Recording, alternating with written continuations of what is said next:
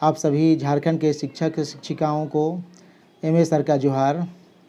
यहाँ पे मैं एक काफ़ी इम्पोर्टेंट लेटर लेकर के आपके समक्ष उपस्थित हूँ।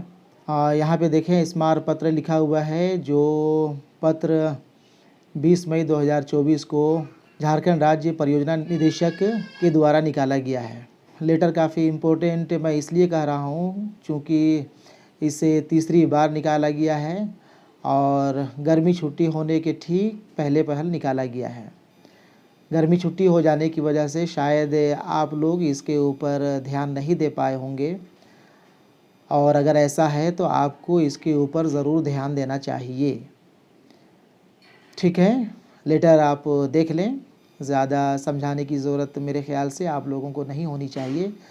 ठीक है, राज्य परियोजना निदेशक श्री आदित्य रंजन जी ने झारखंड राज्य के सभी जिला शिक्षा पदाधिकारी सह जिला कार्यक्रम पदाधिकारी के साथ साथ सभी जिला शिक्षा अधीक्षक सह अपर जिला कार्यक्रम पदाधिकारी को यह लेटर लिखा है। और उन्होंने यह लेटर तो इन पदाधिकारियों को लिखा है, आप को भी कंसर्निंग जिला शिक्षा पदाधिकारी या जिला शिक्षा अधीक्षक चिट्ठी निकाल चुके होंगे। ठीक है, देखा जाए, विषय है राज्य अंतर्गत संचालित सभी आंगनबाड़ी एवं सरकारी तथा गैर सरकारी सहायता प्राप्त विद्यालयों के छात्र छात्राओं का वर्ग प्रोन्नति विद्यालय परिवर्तन के क्रम में 100% ट्रांजिशन परागमन करते हुए नामांकन हेतु दिशा निर्देश के संबंध में। ठीक है ना, 100% पोषक क्षेत्र के आंगनबाड़ी या विद्यालयों के छात्रों का नामांकन सूटेबल क्लास में लेना है। इसी के लिए उन्होंने दिशा निर्देश जारी किया है। प्रसंग यहाँ पे देख लें, JCRT का पत्रांक 579 दिनांक 1 अप्रैल 2024 एवं 659 दिनांक 7/5/2024। इसके पहले भी उन्होंने 1 अप्रैल 2024 और 7 मई 2024 को इस तरह के दिशा निर्देश दिए थे। ठीक है महाशय, उपरोक्त विषयक अंकित करना है कि JCRT के उपरोक्त प्रासंगिक पत्रों के माध्यम से राज्य अंतर्गत संचालित सभी सरकारी तथा गैर सरकारी सहायता प्राप्त विद्यालयों में छात्र छात्राओं का कक्षा 1 में सीधे नामांकन एवं वर्ग प्रोन्नति विद्यालय परिवर्तन के क्रम में क्रमशः कक्षा 6, 9 एवं 11 में नामांकन के संबंध में विस्तृत दिशा निर्देश दिए गए हैं। ठीक है, पहले ही दिशा निर्देश दिया जा चुका है कि कक्षा 1 में नामांकन किसका लेना है, कैसे लेना है, कक्षा 6, 9 और 11 में नामांकन किसका लेना है, कैसे लेना है।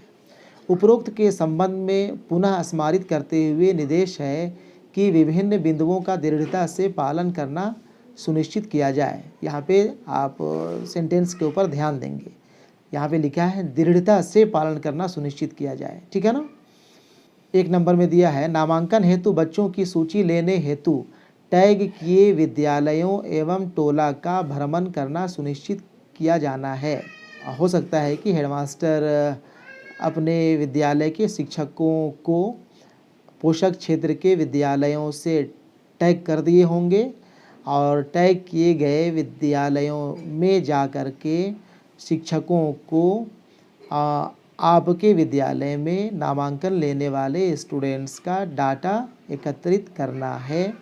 यह देखना है कि कितने स्टूडेंट्स उस विद्यालय से हमारे यहाँ एडमिशन लेने के लिए आए और अगर एडमिशन नहीं लिए तो वो एडमिशन कहाँ लिए।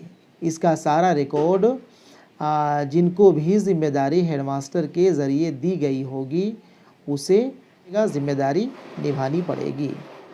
ठीक है। 2 नंबर में है, सभी प्राथमिक विद्यालय अपने पोषक क्षेत्र के अंतर्गत आने वाले सभी आंगनबाड़ी के बच्चों की संख्या एवं सूची संबंधित आंगनबाड़ी से प्राप्त कर इनका विद्यालय में नामांकन सुनिश्चित करेंगे।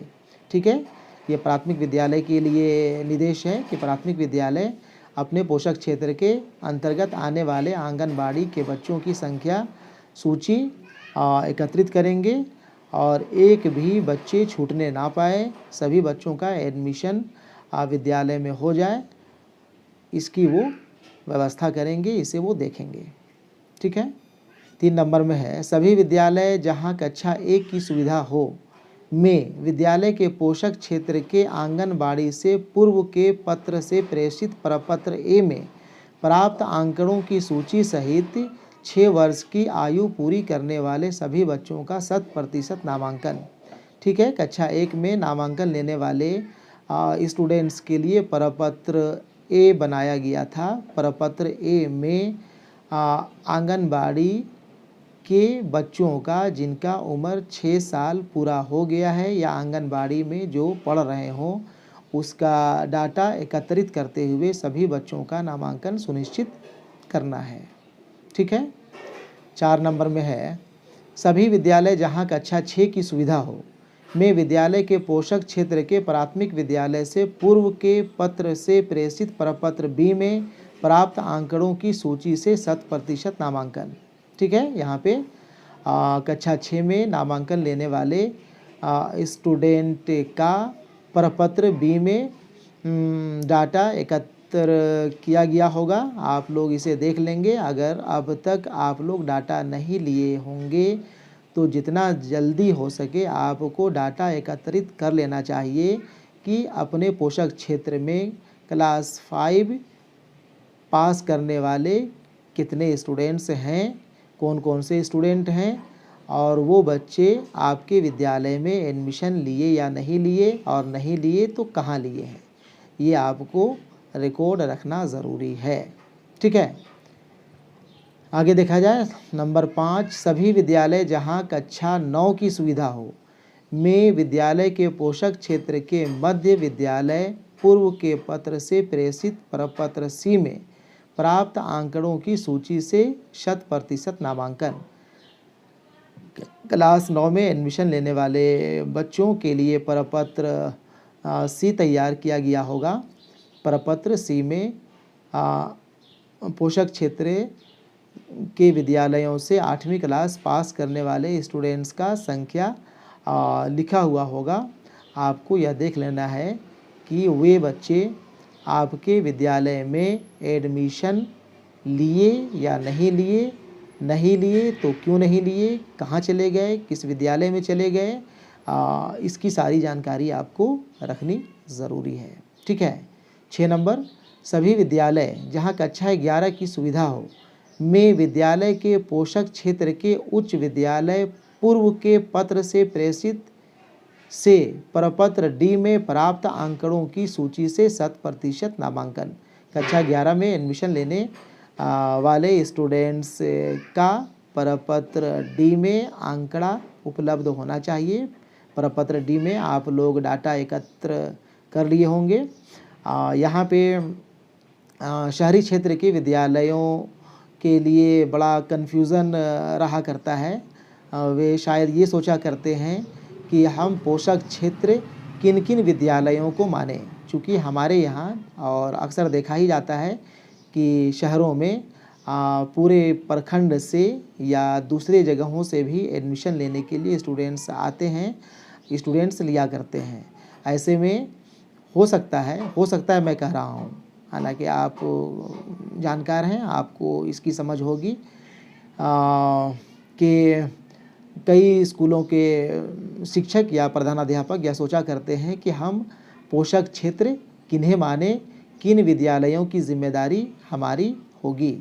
तो आपको यहाँ पे ध्यान ये देना चाहिए कि आपके +2 विद्यालय के आसपास कौन कौन से उच्च विद्यालय हैं, आपको उन्हीं के ऊपर फोकस करना चाहिए, उन्हीं उच्च विद्यालयों से डाटा एकत्रित करना चाहिए।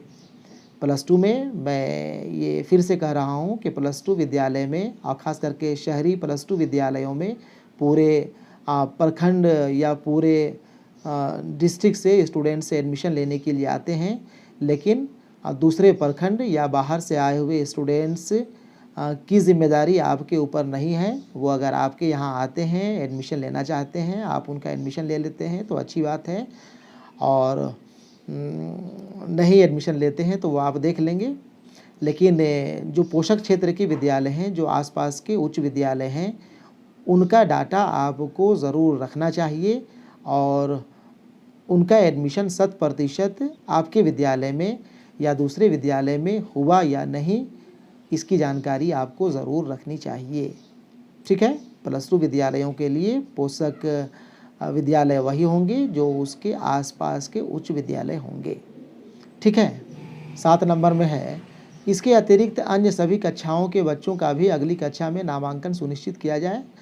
यहाँ पे जो पहली कक्षा, छठी, 9वीं, 11वीं कक्षा के अतिरिक्त और जो भी कक्षाएं हैं क्लास 1 से लेकर के 10वीं 11वीं तक, उन सभी कक्षाओं के बच्चों को अगली कक्षा में प्रोग्रेस कर देना है, अगली कक्षा में नामांकन उनका हो जाए, इसे भी सुनिश्चित किए जाने का निर्देश है। ठीक है।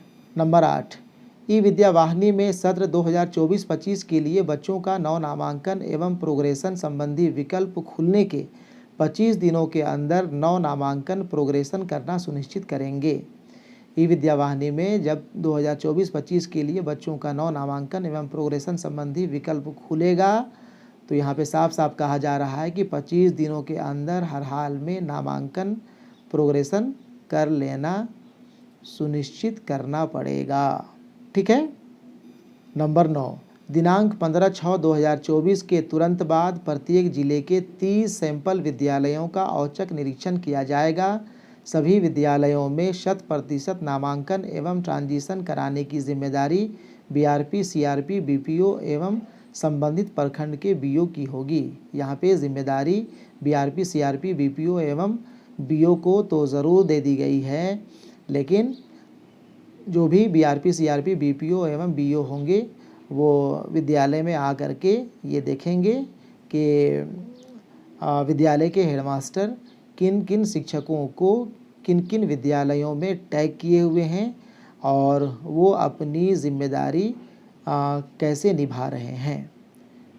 बीआरपी, सीआरपी, बीपीओ एवं बीओ से हो सकता है कि निदेशक प्रश्न करें, डीओ, डीएससी क्वेश्चन करें, लेकिन ये जो पदाधिकारी हैं प्रखंड लेवल के, वो विद्यालय के शिक्षकों से, विद्यालय के हेडमास्टर से पूछेंगे। सभी एक दूसरे से जुड़े हुए हैं, इसलिए सभी को चाहिए कि मिलजुल करके सही तरीके से काम करें और नामांकन 100% बच्चों का हो जाए। ठीक है। और आने वाले दिनों में भी जो भी इस तरह के इम्पोर्टेंट लेटर होंगे राज्य से निकलने वाले या डिस्ट्रिक्ट से निकलने वाले, उसे मैं आपको पढ़ के सुनाया करूँगा, वीडियो के माध्यम से आपको देखने को मिला करेंगे। ठीक है। ठीक है। धन्यवाद।